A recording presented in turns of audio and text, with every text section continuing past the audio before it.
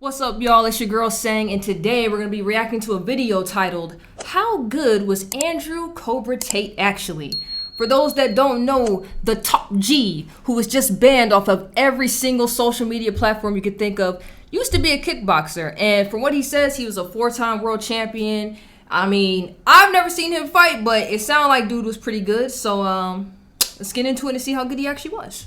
Andrew Tate is a British-American kickboxer and online personality. Tate had a successful kickboxing career and later gained notoriety online regarding his controversial views. His life was not always easy. His dad would work minimum wage jobs overtime since his military career had ended. Both his mother and father worked so that they could survive. In Andrew Tate's words, things became so hard that we decided to go to England and try life there, only minus dad. So by the age of 11, I was a man of the house with a younger brother and sister, plus mum to look after. Andrew Tate, who stands at 6'4", was a 3-time ISKA world champion and an infusion champion in kickboxing. His frame was similar to Israel Adesanya, who is quite lanky and has a style similar to Adesanya, who predominantly throws kicks. He has a brother called Tristan Tate, who also was a high-level kickboxer. Tristan had a 43-9 kickboxing career record, 43 wins and 9 losses. He also won the ISKA kickboxing title in 2009. He was a 4-time kickboxing world champion. He won the Infusion World Championship title, ISKA World title, ISKA Full Contact Light Heavyweight Champion, 2009 IKF British Cruiserweight Championship, 2009 ISKA English Full Contact Light Cruiserweight Championship. But in boxing and kickboxing, these belts don't get the credit that you would expect. Known for his unusual and aggressive style, Tate was internationally known for his unorthodox yet effective striking. He won his first ISKA kickboxing belt in 2009,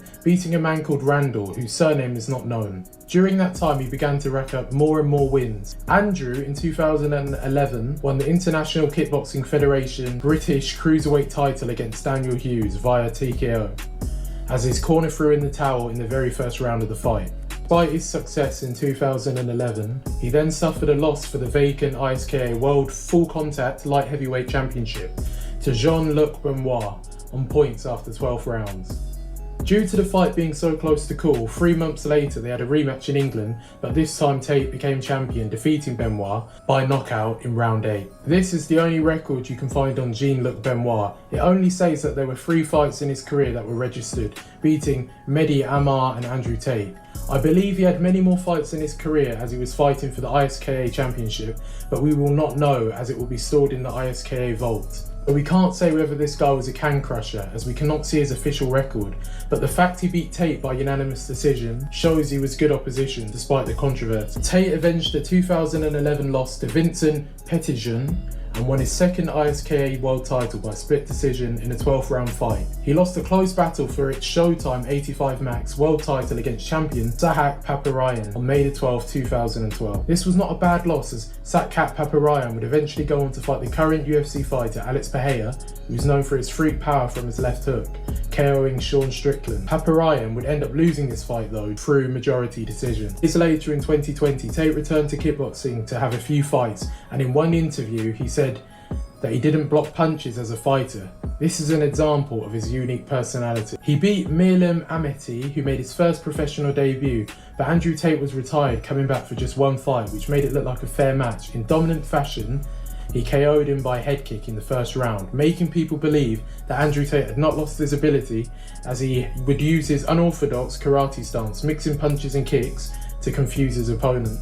His mindset and skill combined is what made him a good kickboxer, because even though he would lose a fight, he wouldn't make excuses and complain. He would come back and try and avenge the loss, which he would usually do. His unorthodox style allowed him to exploit kicks, as I believe his punches were a weak point in his career. They were good, but not as good as the level of his kicking, which I would compare to a Stephen Wonderboy Thompson in the UFC. Andrew Tate decided to try MMA in the early 2000s, when the MMA scene was relatively small. He went 3-2 as an amateur, which shows that the transition into MMA wasn't as easy compared to his kickboxing career. It's clear that he was mostly relying on kickboxing compared to other aspects, such as grappling. Also similar to Adesanya, but because Israel has such good takedown defense, he can mostly rely on his kickboxing, whereas Andrew Tate can't, as he hasn't got the wrestling base. He isn't a massive fan and spoke out about how wrestling and BJJ are good for MMA, but aren't as effective in street fights due to multiple attackers. I have never seen a fair fight in the street. Ever. And another rule of the street for me personally is never go to the ground. because you don't know if you're gonna get if you're on the ground, you can't see. Facts. You can get head stomped, you can get jumped on, his friends can attack you. The guy, you could be wrestling around the dude, he pulls a knife. The police could roll up. Who knows what's gonna happen? The last thing you want to be doing in a street fight is around the ground trying to put some dude in a Kimura. Despite saying this, in his Honestly, I completely agree with him, because when it comes down to a street fight, you want to know why it's different from fighting in like side of a ring.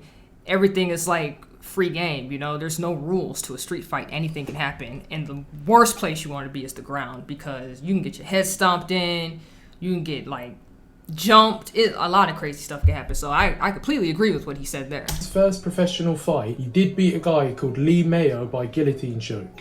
This was his only professional win in MMA. The other fights were in the amateurs. How much did Andrew Tate make from kickboxing? When people hear Andrew Tate was a kickboxing world champion, people assume that he afforded his Bugatti and his lavish expenses through kickboxing lifestyle. But this couldn't be far from the case. According to the man himself, kickboxing did not make me rich. Even though I am a 4-time world champion, the most money I got paid for a fight ever was $100,000. This is an interesting and highlights that there's no great money in kickboxing. For example, Yeah, so I saw another video about Andrew Tate where it explained his life and how he got to the point that he's at now. He basically said in kickboxing, the money was so crap. Because, yeah, you might get like 70,000 or something, or 75. But then you have to split it amongst so many people. So at the end, because you're the last one to get paid as the fighter, he really ain't make no money off of that. He made his money off of girls and putting them on like webcams and stuff and doing it that way. And then when he went to Romania, he linked up with a lot of people in the government and a lot of like, I think it was like people in the mob or something as well. And they ran a lot of casinos, and then he linked up with them and started like getting money off casinos as well. So that's how he really made his money. Example, Alex Pereira was an elite kickboxer but would eventually move to MMA recently, where the money is significantly better. In most cases, the fighters may get even $100 per bout, or thousands if they're decent. Generally speaking, to be paid $100,000 for a kickboxing fight is very rare, but it is possible. If Tate fought in Glory Kickboxing at the peak of his career, he could have made much more money. But although Tate is now a millionaire, it's fair to assume that most of his wealth didn't come from fighting. He invested some of his fight money into businesses, but overall kickboxing doesn't pay well. I should also point out that Tate was never the best in his field either, so it's not like he had been paid more than other kickboxers such as Gohan Saki, Alistair Overeem and Gegard Mousasi, etc. Interestingly, Tate did call up Jake Paul for a boxing match in 2020. According to Tate, he would have stepped in the ring against Jake Paul for $3 million. This never materialised, and honestly at the time, this fight wouldn't make sense for Paul, whose fame far surpassed Tate. Having said that, if Tate's influence continues to grow, this could potentially happen. Honestly, I could see that happening now, because like Tate did surpass Jake's fame and influence. Like he surpassed him pretty fast. Him and Logan and KSI, all the little YouTube boxers. Tate came up so fast in social media, and then they got rid of him just as fast as he came up, which is wild. These days, Andrew Tate claims to earn more money by owning Romanian casinos as he lives in Romania. As a result, some websites will claim that his net worth is in the hundreds of millions. Whilst this isn't unproven, it's fair to assume that he is comfortable due to his business ventures. Combined with this, Tate is now in his mid-30s, so it's fair to say that his fighting days are probably behind him, and that he has a few reasons to fight anymore. Regardless of where he is now and what your opinions are, it's fair to say Andrew Tate was a skilled fighter and martial artist. Although he wasn't close to being the best in the world, he was still a very versed martial artist too. So how good do you think Andrew Tate was actually? I believe he was just above average, who found success in the late 2000s. Looking at his record, we can't say he was an elite kickboxer, as most of his wins came from fighters who were making their debut, were washed up, or were fighting part-time. Even though he won those belts, they are not as respected as the ones in boxing and UFC. People forget about them. The champions he seemed to beat had stat-padded records, which made them look better than they actually was. Nonetheless, it is good that he's brought more attention to the kickboxing community, which is steadily growing due to the rise in popularity. Let's end this right there, but yeah, man, it was actually pretty cool. I've never actually seen footage of him fight before, so I can't. It was cool to see him in those little clips and everything, but I kind of wonder how he would have been if he went to the UFC, you know what I'm saying? I kind of wonder how he would have fared in that field, because then we could have really seen what type of fighter he really would have been, but unfortunately it didn't go that way. He ended up making his money a whole different route, which despite how he went about getting it, you gotta respect the hustle. I'll just say that. You just gotta respect the hustle because, my man, I don't know if y'all know the full story, but basically getting into like the cam girl business, he had multiple girlfriends around the world when he was a kickboxer, and none of them knew about each other. And he literally, like, he was tired of being broke. He got into some stuff with some people, owed them some money. So he called all of them to his house out in England, brought all of them in, sat them all down in the same room, and was like, hey, I'm dating all of y'all. This is what's going on. This is my plan. Are y'all down? And of course, most of the women up in there was like, "How you crazy? You think I'm gonna stay around for this? And you just told me you also dating all these other girls, blah blah blah." 2 girls stayed behind, and they was like, "We gonna rock with you."